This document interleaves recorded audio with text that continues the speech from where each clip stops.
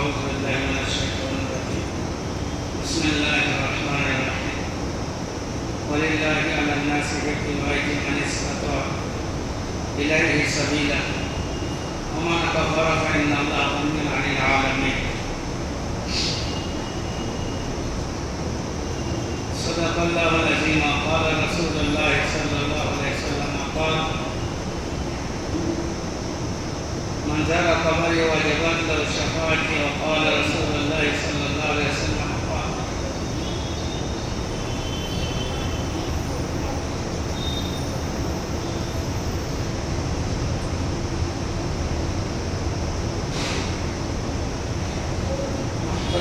दोस्तों अल्लाह सुब्हान ताला मुकाम पर मेहरबानी আমরা ধীরে ধীরে বছরের শেষের দিকে পৌঁছেছি। আমরা যেখানে মহরম মাস আসার পূর্বে এটা আখেরি মাস চলতে চলেছে। হজের মাস হলো আখেরি মাস বছরে, এটা 12 মাস, আর শুরু মাস হলো মহরম মাস। আমাদের যে জিলহজের মাস ও কাছাকাছি, এটাই হলো বছরের শেষ মাস। তো ধীরে ধীরে আমরা জীবনে একটা বছর ছিল, সে বছরটা পার করতে চললাম। আমরা বছর পার করতে চললাম, জীবন থেকে আমাদের 1 বছর মাইনাস হয়ে গেল। এইভাবে আমাদের দিনের পর দিন, বছর পর বছর চলতে চলেছে। এগুলো আমাদেরকে সব সময় ভাবতে হয়। দুনিয়ার ক্ষেত্রে যেমন ভেবে থাকি, নির্ধারিত টাকা থেকে টাকা কম হলে, নির্ধারিত খাবার থেকে খাবার কম হলে আমরা বুঝতে পারি কম হলে কষ্ট হয়। কিন্তু বয়স থেকে যে নির্ধারিত যে বয়স আল্লাহ তাআলা আমাদেরকে দিয়েছেন, সেটা যদিও জানা নেই ডিটেলসভাবে, কিন্তু সাধারণভাবে একটা জানা আছে। আল্লাহ রাসূল বলেছেন 60 কিংবা 70, একটু কম বেশি। তা থেকে আমাদের বয়স প্রতি মুহূর্ত কমছে। আর হজের এলান হয়ে গেলে পরে, হজের মাস এলে তো বছরের এলান করে যে বছর একটা বছর অতিবাহিত হয়ে গেল। এইভাবে আমাদের একদিন মৃত্যুর সময় চলে আসবে, আর আমাদের জীবন শেষ হয়ে যাবে, আমরা টের পাবো। আল্লাহ তাবারক ওয়া তাআলা মানুষকে সুযোগ দিয়েছেন দুনিয়ার জীবনে যে কদিন বেঁচে আছে, আল্লাহ তার রাসূলের হুকুম অনুযায়ী যদি কিছু আমল করে যায়, তাহলে আগামী জীবনটা যেটা আসবে এটা পস্তাতে হবে, আর পস্তেও কোনো লাভ হবে না, ক্ষতি হবে, ক্ষতি ভরপুর। সেই ক্ষতির কেউ ভরপাই করতে পারবে না। আল্লাহ তাবারক তাআলা এই জন্যে আমাদের কতগুলো সুযোগ দিয়েছে, সুবর্ণ সুযোগ। যেখানে আমাদেরকে সুযোগ দিয়েছেন, সেখানে আমাদেরকে সতর্কও করেছেন। যেখানে আমাদের সুযোগ দিয়েছেন, সেখানে বুঝিয়েছেন যে আমাদের পূর্ববর্তী মানুষ যেন এসেছিলেন দুনিয়ার বুকে, তারাও আমাদের মতো মানুষ ছিলেন, কীভাবে জীবনে নেক আমল করেছিলেন। অ্যাকচুয়ালি হজের মাসে যে হজ হয়, হাজিরা হজ করতে যান, তো হজটা সব কি? হাজিরা যে এই মাসে হজ করতে যান, চলে গিয়েছেন, তো হজটা সব কি? তো হজের সারাংশ হলো দুটো জিনিস। দুজনের সম্মিলিত কিছু আমল, সেটা আল্লাহর পছন্দ আছে। 2 থেকে 3 জন ব্যক্তির সম্মিলিত আমল, যেটা আল্লাহ তাবারক ওয়া তাআলা অত্যন্ত পছন্দনীয়, সেই আমলটা দুনিয়ার জীবনে চিরস্থায়ী করার জন্যে এবং প্রতি মুহূর্ত বাস্তবায়িত করার জন্যে এবং স্মরণ রাখার জন্যে এবং মুসলমানদের ওর থেকে শিক্ষা নিয়ে জীবন গড়ার জন্যে এর বহু অনেক বিপরীত দিক আছে। এটা আসলে হলো হযরত ইব্রাহিম আলাইহিস সালাম আর হযরত ইসমাইল আলাইহিস সালামের কিছু কারনামা আছে, কিছু কাজ আছে, কিছু কৃতিত্ব আছে। তার সঙ্গে মা হাজেরা আছেন। তো এনাদের সম্মিলিত আমল, আমরা যেমন জীবনে অনেক কিছু আমল করে থাকি, তো আমাদের আমল যদি ওইভাবে কোনো গ্রহণযোগ্য হয় বা আল্লাহর পছন্দ হয়, তাহলে আল্লাহ তাকেও স্মরণীয় চিরস্থায়ী করে দেন। যেমন জনাবে রাসূলুল্লাহ সাল্লাল্লাহু আলাইহি ওয়াসাল্লাম আমল को আল্লাহ পছন্দ, তো আল্লাহ তাবারক ওয়া তাআলা সে আমলকে স্মরণীয় করেছেন, চিরস্থায়ী করেছেন। তার উপর সার্টিফিকেট দিয়েছেন যে রাসূল করিম সাল্লাল্লাহু আলাইহি ওয়াসাল্লামের আমলের উপর উম্মতে মুহাম্মাদের কামিয়াবি এবং তার পরকালের সফলতা।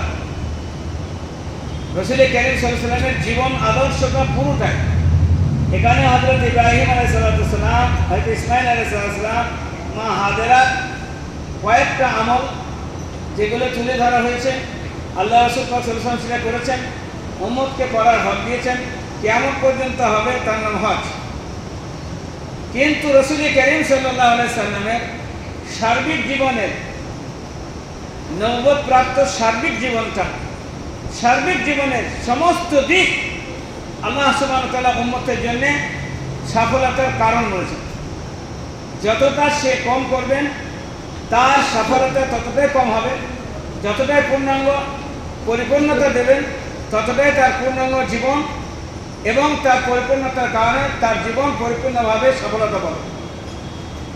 তো আমার রাসূলের জীবনে প্রতিটি জিনিস এবং নবুয়ত প্রাপ্ত হওয়া থেকে দুনিয়াতে যাওয়া পর্যন্ত প্রত্যেকটা জিনিসই আপনার এবং আমার এবং কিয়ামত পর্যন্ত যদি কেউ ইসলাম ধর্মে জীবনযাপন বা রাসূল করিম সাল্লাল্লাহু আলাইহি ওয়াসাল্লামের আনায়াতে দিনের ছায়াতলে জীবনযাপন করতে চায় আর কামিয়াবি চায়, সফলতা চায়, তাহলে যতটা তার জীবন রাসূল করিম সাল্লাল্লাহু আলাইহি ওয়াসাল্লামের জীবনের সাথে মিল পাবে ততটাই তার কামিয়াবি।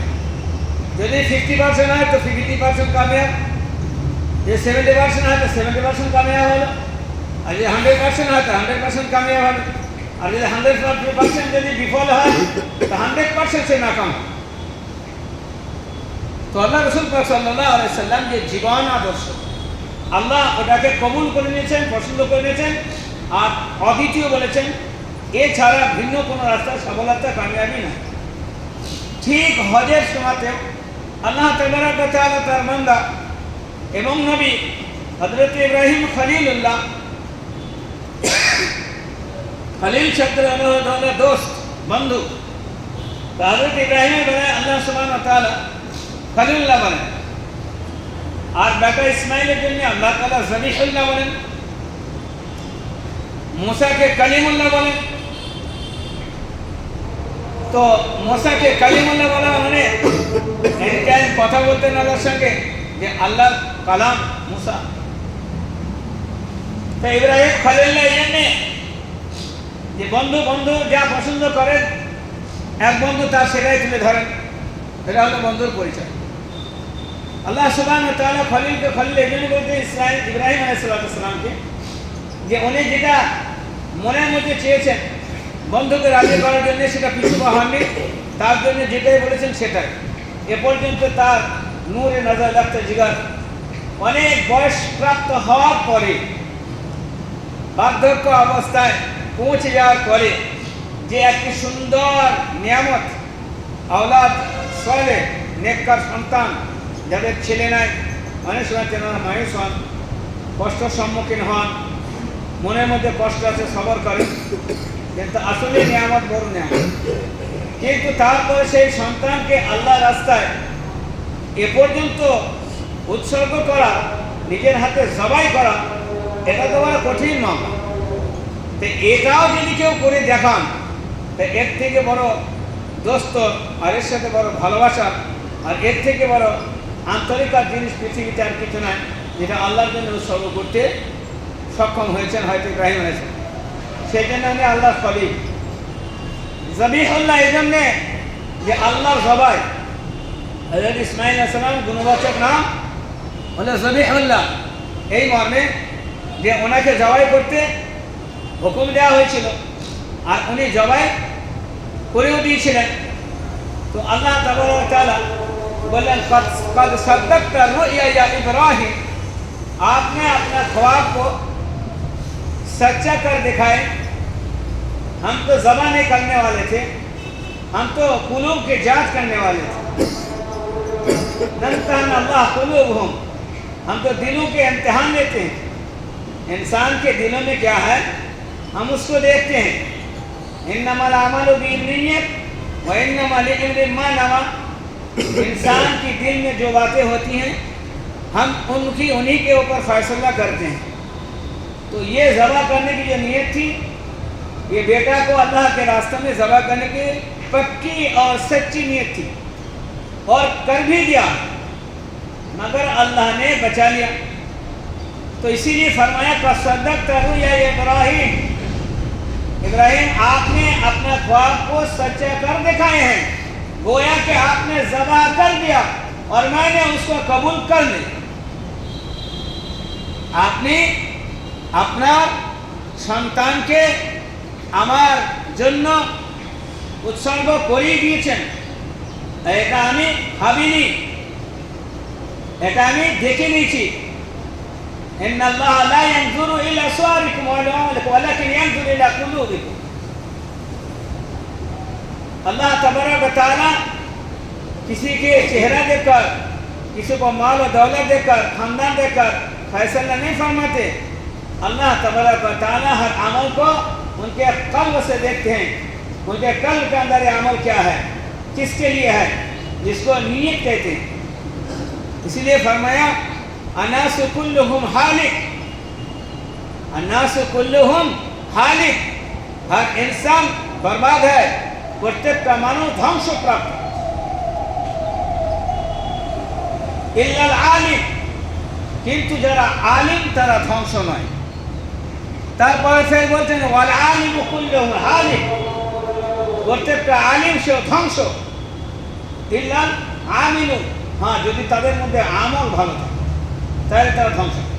তারপর ফের বলে ওয়াল আলিমু কুল্লুহুম ওয়াল আমিলুনা কুল্লুহুম হালিক, এবং আমল করনে वाला প্রত্যেকে ধ্বংসপ্রাপ্ত। ইল্লাল মুখলিসুন, যে তার মধ্যে ইখলাস না থাকে, আমলের মধ্যে ইখলাস না থাকে। ওয়াল মুখলিসুন আলা খাতারিন আযীম, আর মুখলিস মুখের কথা নয়, এটা খতরা আযীম, একটা বড় রকমের খতরা, বিশাল একটা বড় জিনিস। লোক বলে আমি আল্লাহর জন্যই করছি, কিন্তু কতদূর করছে সেটা ভাবার বিষয়। আল্লাহর জন্য করছি সেটা ভাবার বিষয় আছে। আমার নিবাস এটা আল্লাহর জন্য কি না, আমার লিবাসটা আমার আল্লাহর জন্য, আমার খাওয়াটা আমার আল্লাহর জন্য, আমার পড়াটাও আমার আল্লাহর জন্য, আমার বিবাহটা আমার আল্লাহর জন্য, আমার শাদীটা আমার আল্লাহর জন্য, আমার কোরআনটা, আমার কুরবানিটা আল্লাহর জন্য। ইন্না সলাতি ওয়া নুসুকি ওয়া মাহইয়া ওয়া মামাতি লিল্লাহি রাব্বিল আলামিন। मेरा इन्ना सलाती व नुसुकी, रसूल फरमाते हैं कि अल्लाह मेरी नमाज, इन्ना सलाती व नुसुकी, मेरी नमाज और मेरी कुर्बानी, इन्ना सलात व नुसुक महयाया, और मेरा जीना, जिंदगी बसर करना, जीना, और ममाती, और मेरा मरना। इन्ना सलात व नुसुक महया व ममाती लिल्लाहि रब्बिल आलमीन, सब आप ही के लिए है। आप जिस तरह जीने को चाहते हैं हम उसी तरह जीते हैं, और जिस तरह मरने को चाहते हैं हम उसी तरह मरते हैं, और जिस तरह नमाज पढ़ने को बोलते हैं हम उसी तरह नमाज पढ़ते हैं, जिस तरह कुर्बानी करने को बोलते हैं हम उसी तरह कुर्बानी करते हैं। इन्ना सलाती व नुसुकी व महयाया व ममाती लिल्लाहि रब्बिल आलमीन, इसके नाम है मोमिन। मैं कुर्बानी करता हूँ तो अपने हिसाब से नहीं करता हूँ, मैं आपके हिसाब से करता हूँ जो आपने हुक्म दिया है। मैं नमाज पढ़ता हूँ, मैं अपने हुक्म से नहीं पढ़ता हूँ, मैं आपके हुक्म से, आप जिस तरह फरमाते हैं उसी तरह नमाज पढ़ता हूँ। मैं जीता हूँ इसी तरह जिस तरह जीने का हुक्म फरमाया है। यानी हमने रसूल करीम सल्लल्लाहु अलैहि वसल्लमेর আনায়ত দিনের ছায়াতলে জীবনযাপন করি। আমি নিজের মতো করে জীবনযাপন করি না, যে হুকুম দিয়েছেন যেভাবে জীবনযাপন করা সেই রকম। তা আমার জীবনযাপন করাটা আমার মতো নয়, আমার জীবনযাপন করাটা আপনার মতো। তো হযরত ইব্রাহিম আলাইহিস সালামকে আল্লাহ রসুল পাক সাল্লাল্লাহু আলাইহি ওয়াসাল্লাম বলেন যে হাজিরা যখন হজ করতে যান তো আমার যে কতকগুলো আমল এত পছন্দ হলো যে আমলগুলো চিরস্মরণীয় করার জন্যে আমি ভাবলাম এগুলো চিরস্মরণীয় করা যাবে। তো হযরত ইব্রাহিম আলাইহিস সালামের কিছু আমল আছে, হযরত ইসমাঈল আলাইহিস সালামের কিছু আমল আছে। এই আমল কটার নাম হলো, আদায় করার নাম হলো হজ। এর মধ্যে কোনোখানে কিছু যেখানে আপনার দাম দিতে হয়, যেখানে এক কথায় নামাজে হলে সহসিদ্ধা, ওখানে হলো দাম। নামাজে ভুল হলে কী হয়, বিশেষ কারণে বিশেষ ভুল ভুলের জায়গায় সহসিদ্ধা হয়, আর ওখানে ভুল হয়ে গেলে পরে দাম দেওয়া হয়। তা এই যে দাম দেওয়া মানে ভুলটাও আল্লাহর পছন্দ নয়। হজ করতে যাওয়ার পরে কোনো ব্যতিক্রম কোনো জায়গা হলে যেগুলো দম লাগে, অর্থাৎ খুন বাহাতে হয় সেখানে, তা এর মিনস হলো যে ভুল আমার পছন্দ নয়। আমার হাবিব, আমার খলিলুল্লাহ, তারা জান দিয়েছেন, উৎসর্গ করেছেন জানকে, সেম হতে হবে, ওটাই আমি চাই, ওটা তোমার মতো করে হবে। তো আমার রাসূল পাক সাল্লাল্লাহু আলাইহি ওয়াসাল্লামের বেলায় বলেছেন আপনার উম্মতের জীবনযাপন ঠিক আপনার মতোই চাই। কিন্তু আমরা নামে মুসলমান আর রাসূলের জীবন আদর্শের সাথে কোনো মিল নেই। কিন্তু হজের বেলায় যদি আমার হজ বাতিল, হজ হবে না, তাই সেখানে তাড়াতাড়ি সহসিদ্ধা মারতে হয়, অর্থাৎ দম দিতে হয়, যাতে করে হজটা পূর্ণতা পায়। কিন্তু জীবন কীভাবে পূর্ণতা পাবে আপনার আমার জীবনটা? হয়তো নাকি পূর্ণতা দেওয়া হলো কোনো ক্রমে জরিমানা দিয়ে, কিন্তু যখন আমার জীবন একটা মুসলমানের জীবন, উম্মতে মুসলমানের জীবনের পূর্ণতা তো দূরের কথা, সে নামাজ পড়ে না। আর রাসূল করিম সাল্লাল্লাহু আলাইহি ওয়াসাল্লামকে বলে যে আমি ইব্রাহিম আলাইহিস সালামের আমলগুলোকে কবুল করলাম এবং কিয়ামত পর্যন্ত যত লোক এসছে তার জন্য স্মরণীয় এবং আমল করার জন্যে বাধ্যতা করলাম। এত পছন্দ এই আমলটা। কিন্তু আপনার প্রতিটি আমল নবুয়ত প্রাপ্ত হওয়ার পর থেকে বিদায় সময় পর্যন্ত প্রত্যেকটি আমল আমার কাছে গ্রহণযোগ্য, আর এটাই প্রাধান্যযোগ্য, আর এটার মধ্যেই কামিয়াবি আছে, এর উল্টোর মধ্যে নেই। এবার আপনি ভাবুন, যে জীবনের উপরে হজ করতে গেলে পরে যে হুকুম হজ করা দরকার, ব্যতিক্রমের হজ হয় না, ঠিক যেভাবে জীবনযাপন করার দরকার রাসূল করিম সাল্লাল্লাহু আলাইহি ওয়াসাল্লামের আদর্শ অনুপাতে আল্লাহ রাসূল বলেন কমপ্লিটলি জীবনটা হলে সফলতা পাবে। সেই জীবনের আপনি এবার অংশ ভাগ করুন যে আপনার লিবাসের সাথে, আপনার খাওয়ার সাথে, বিবাহ শাদীর সাথে, হওয়া মরার সাথে, দৈনন্দিন জীবনযাপনের প্রতিটি মোড় ওঠা থেকে শোয়া পর্যন্ত, পেশাব পায়খানা থেকে নিয়ে থুতু ফেলা পর্যন্ত আপনার সাথে আমরা রাসূলের আদর্শ, তার জীবন আদর্শের সাথে, তার পদ্ধতির সাথে মিল খাচ্ছে কি না। যদি মিল না খায়, তা যতটা মিল খাবে না ততটা আপনি রাসূল এবং তার শরীয়তের পূর্ণ এই মযহাব থেকে, ধর্ম থেকে আপনি ততটা দূরে থাকছেন। যদি আপনি 1% করেন তো 1% মুসলমান বলে লায়ক হবে। যদি 2% করে থাকেন তো 2% মুসলমান আপনি। গরু কোরবানি করে না যে ভাগ দেওয়ার সময় বলে আমি একটা ভাগ দেবো, ও বলে আমি দুটো, ও 3টে 4টে, কেউ 4টে দিয়েছে, কেউ একটা দিয়েছে। যার গোশ ভাগ হয় তা একটা হলে বলে আমার 4টে ভাগ দিবি, দেবে? হ্যাঁ, কী বলছেন বলুন না। ভাগ আমি একটা দিয়েছি আর আপনি 4টে দিয়েছেন, আর একদিন 2টো দিয়েছে, আর একদিন একটা দিয়েছে। একটা গরু 7টা ভাগ কোরবানি হয়তো না, হয় না। এমন একটা ভাগ হলে যদি বলে আমি 4টে ভাগ দাও, ভাগুকে দেবে 4টে ভাগ, তাহলে এই ভাগের টাকা তো দিয়েছিলি, তুই একটা ভাগের টাকা দিয়েছিস। হ্যাঁ, ওই একটা ভাগে যা পাবি ডিমান্ড করি টাকা ভাগে দেওয়ার সময় থাকে না, তখন ভাগ বাড়াবি না। এখন পাবি কোথা? ভাগ দিয়েছিস একটা, আর কেউ যদি ভাগ না দিয়ে থাকে সে যদি বলে আমার একটা দাও, তো তুই ভাগ দিয়েছিলি, তা আমি তো ভাগ দিইনি, তো ভাগ নিতে পাবি কি? কচুরি বাড়ি যা, ভাগ নিতে পাবি কি? তুই ভাগ দিয়েছিলি? তা বললে কোরবানি বলি জিনিস, তা একটা ভাগ দেওয়া যাবে না? এবার কেন কি কথা, তুই দিলি না পাবি? হাসরের দিনে গিয়ে বলবে যে রাসূল এক গ্লাস পানি দাও আমাকে, আমি পিপাসায় চলে এসেছি আপনার উম্মত। তা তখন বলি ভাগ দিয়েছিলি না? ভাগটা দিই। কি করেছিলি? বলে আপনি কচুরি বলে আমি পুর দিয়ে যেতাম। ফজরের সময় আজান হতো, মসজিদ সামনে দিয়ে আমি অন্য জায়গায় চলে যেতাম না, মসজিদে আসতাম না। তো আমার ভাগ দিয়ে পরে এক গ্লাস পেতে দে খেপা, ভাগ দিস নি পাবি না। এখন জাহান নামের পানি খাওয়া যায়, ওখানে পানি আছে, মা অন হান, এক গ্লাস পানি পান করে দেবে, ওপর ভেতর থেকে যা আসার গলে বার হয়ে যাবে। চিৎকার মারবি, পানি খাবো না বলবি, কিন্তু ছাড়বে না ফেরস্তা। বলবি হ্যাঁ তোকে জল খেয়েই ছাড়বো বেটা, তুই পানি পাবি কোথায়, তুই জল খা। কেন তোর আমল ছিল এরকম। কি ছিল? কোরবানি ভাগ দিয়েছে একটা, আর ঘি চাচ্ছি চারটে। আরে ভাগ দিইনি, সে কি বলছে আমার ভাগ দাও। বলে কেন? বলে কোরবানি বলে জিনিস, কোরবানি দিয়ে বলছে আমার তোমার ভাগ পেয়ে যাবি এমনি, তা খরচা করছে 7,000 ভাগ দিয়েছি, আর তুই এমনি পেয়ে যাবি কোরবানি কত বলে। হ্যাঁ 500 1 কেজি ভাবি নিয়ে এসে, এটা আত্মীয় বলি হোক আর বকরা বলি হোক ফকির বলি হোক পেয়ে যাবে, ভাগ বলে পাবি না। আল্লাহ বলে অনুকম্পা হলে পরে তো একা যাবে, এখন ছেঁচে গিয়ে জাহান নামে ফেল, পরে দেখা যাবে। তুই রসুলের সাথে কোনো ভাগে ছিলি না। আল্লাহ রসুলের জীবনটা আল্লাহ পরিপূর্ণতা দিয়েছেন যে এই জীবনের ওপরই কামিয়াবি আছে, ইহা ভিন্ন অন্য কোনো জীবনে কামিয়াবি নাই। রসুল কারীম সাল্লাল্লাহু আলাইহি সাল্লামের পূর্ণ জীবনটাই কামিয়াবি মুসলমানদের জন্য।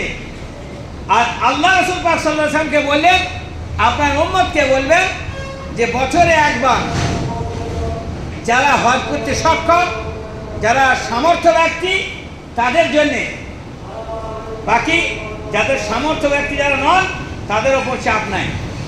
ওই যে ইব্রাহিম আলাইহিস সালাম কিছু আমল করেছেন, ওই যে ইসমাঈল আলাইহিস সালাম কিছু আমল করেছেন। আমার বক্তব্য আপনি বুঝতে পারছেন না পারছেন আমি জানি না, আমি দুটো জিনিসকে কম্পেয়ার করছি। আমার বক্তব্যের মূল হলো যে ওনার কয়েকটা জিনিস আল্লাহর পছন্দ হয়েছে, সেটা চিরস্মরণীয় এবং আমলের জন্য রেখে দিলেন। আর আল্লাহ রসুলের জীবনটা বললেন A to Z, চিরস্মরণীয় এবং সফলতা এর মধ্যে আছে। যে আমল কটা হাজেরা হজ করে ওই কটা মা হাজেরা, ইব্রাহিম আর ইসমাইলের আমল, সেই আমল কটার নাম হলো হজ। আর ওই হজটাও হজ হতো না যদি আমার রসুল না করতেন। রসুল করিম সাল্লাল্লাহু আলাইহি সাল্লাম সর্বপ্রথম মদিনা থেকে বার হয়েছেন। আল্লাহ রসুল পাক সাল্লাল্লাহু আলাইহি ওয়াসাল্লাম সর্বপ্রথম মদিনা থেকে বার হয়েছেন, যে মক্কার দিকে প্রথম স্বপ্ন দেখেছেন হজ করার জন্যে, এখনো জীবনে হজ করেন। তো সুলহ হুদাইবিয়া নামের স্থানে এসে গিয়ে একটা বিরোধীদের সাথে, গায়ের মুসলিমের সাথে বিভেদ সৃষ্টি হয় এবং সেখান থেকে হজ করতে যেতে দেওয়া হয় না।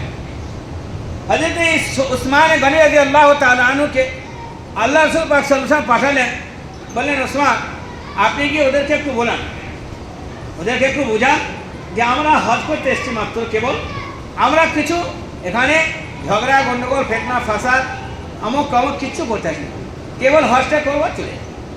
এটা হজের মাস, আর হজ হলো বড় মূল্যবান একটা আমল, আল্লাহ তাআলা পছন্দনীয়।